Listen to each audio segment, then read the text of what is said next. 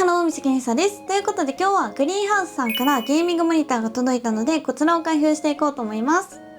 で、何のモニターが届いたかっていうと、グリーンハウスさんからね、ちょっと前 180Hz 対応の白いねゲーミングモニターが出たということで、それをね多分送ってきていただいたと思うんですけど、重い。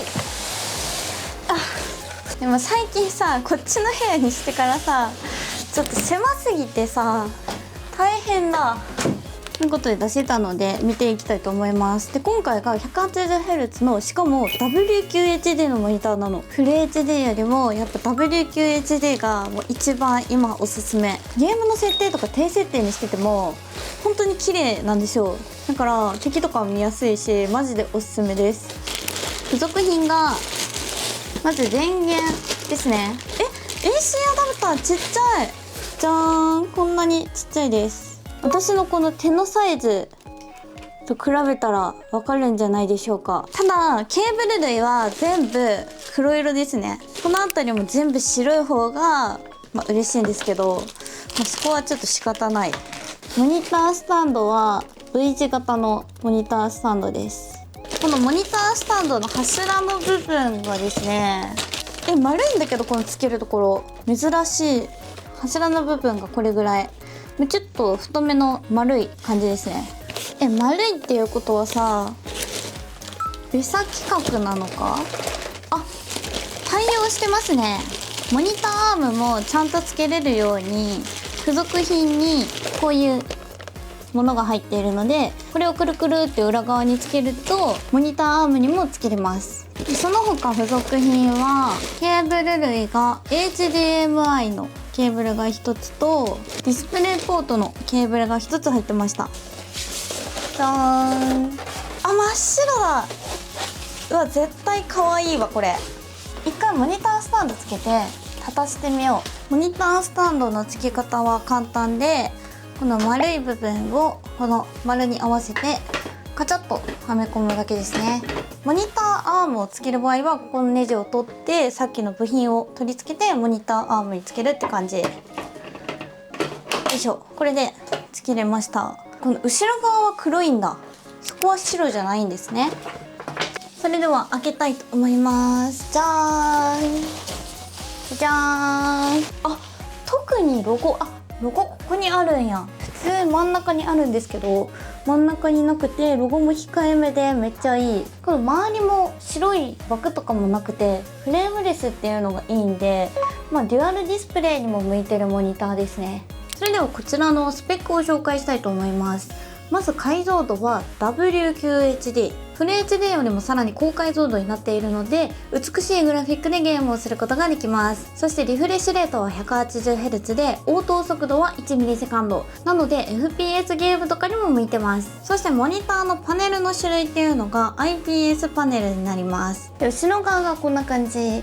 ここの部分がちょっと黒いのが気になるけど、基本的には裏側って、デスクによって違うと思うんですけど、あまり見えない部分なんで、そこは私はね気にならないかなって感じで、インターフェースの部分が電源部分と、あとは HDMI が2つ、そしてディスプレイポートが2つでヘッドホンジャックが1つついてます。で HDMI だと最大 144Hz、 ディスプレイポートに接続すると 180Hz まで出ます。で、このモニタースタンドも電源ケーブルとかディスプレイポートを接続した時に前から見えづらくするためにここにね穴が開いてます。だからこの電源のケーブルをねここに通してあげてからこうやって接続してあげるとケーブルも見えづらくなります。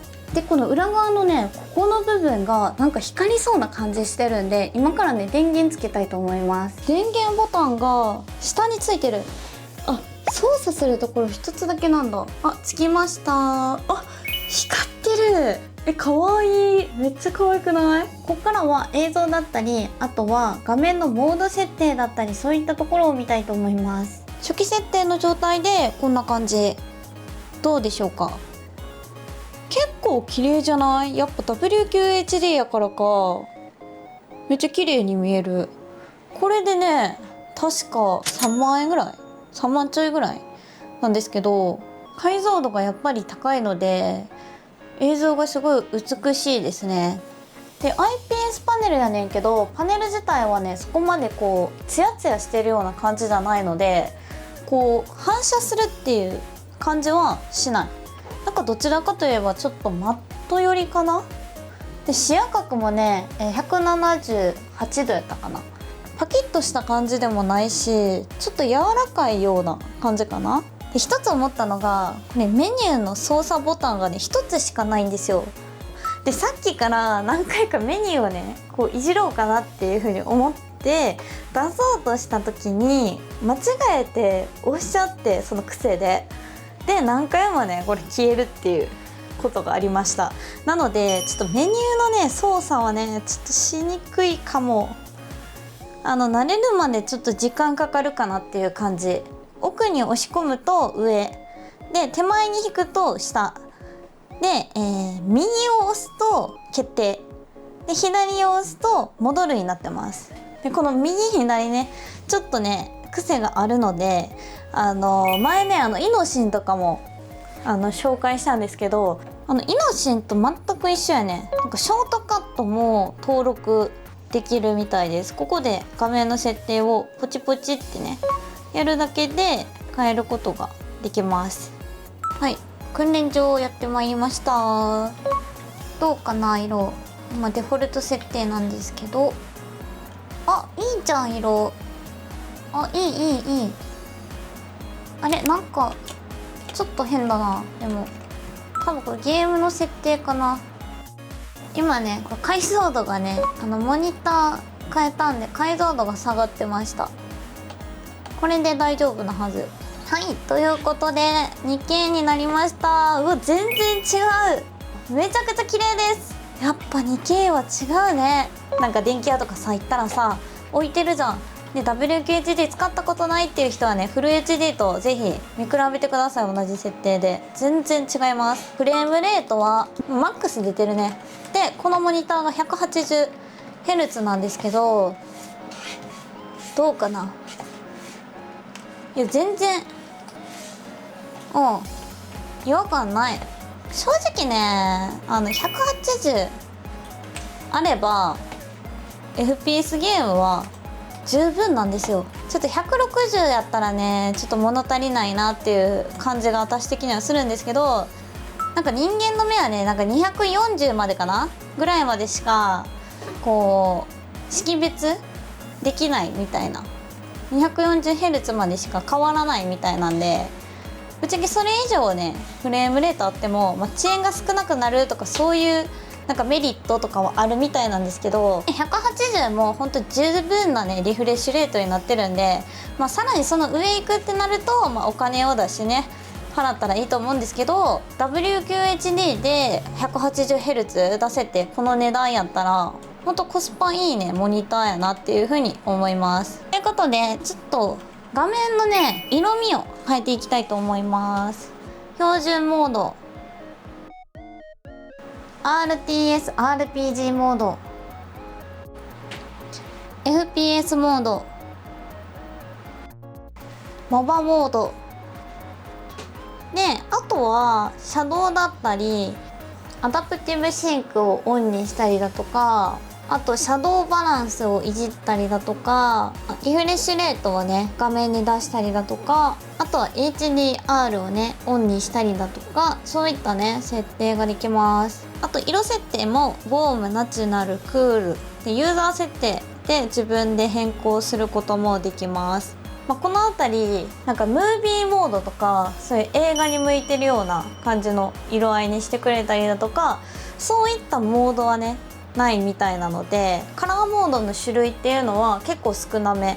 このモニター使う時は基本的に最初に設定をして、もうその後ずっともうそのまま使うっていう感じかな。ただちょっと思ったのが、こうやってまっすぐ見てる時は、色ねすごい綺麗に見えるんですけど、少しねこう角度をつけると見えるのは見えるんですけど、エフェクトがかかったみたいな感じで左側が暗くて右は綺麗に見えてるみたいな、ちょっと暗く見えてたと思うので輝度をマックス明るくしてみました。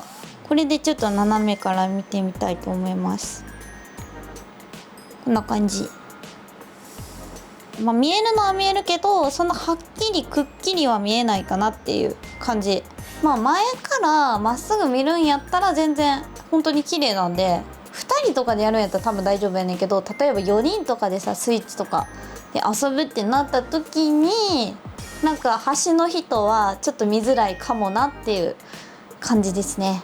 でこのモニターの角度、どれぐらい可動域あるのかっていうところを見たいと思います。このモニタースタンドにつけた状態で右側に20度と左側に20度傾きます。この辺りの動きは滑らかで、使いやすそうですね。そして高さ調節なんですけど、一番下でこれぐらいですね。ここまで下がります。で上に 120mm まで高さ上に上がります。結構上がるね。多分カメラ見切れちゃうと思うんだけど、こんな感じで90度にね傾けることも可能です。だから縦型のディスプレイとして使うこともできます。でこの状態で下げるとここまでね下がります。はい、ということでいかがでしたでしょうか。ほんとね、見た目も可愛いし、白いモニターで高いリフレッシュレートが出る WQHD のモニターっていうのはね、本当に数少ないんですよ。フル HD よりも私的にはね WQHD を推しているので、本当にねこのモニターめっちゃおすすめです。でおすすめのポイントっていうのが、高い WQHD のモニターって基本的に高いんですよ。高いんだけど、グリーンハウスさんのこのモニターはね、その中でも安い。もうこれマジでおすすめなんで、よかったら皆さん買ってみてください。概要欄の方にですね製品ページを貼ってあります。そしてグリーンハウスさんからはですね、ディスプレイだけではなくてモニターアームも発売されているので、そちらもチェックしてみてください。ということで以上、みさきみさでした。じゃあのー。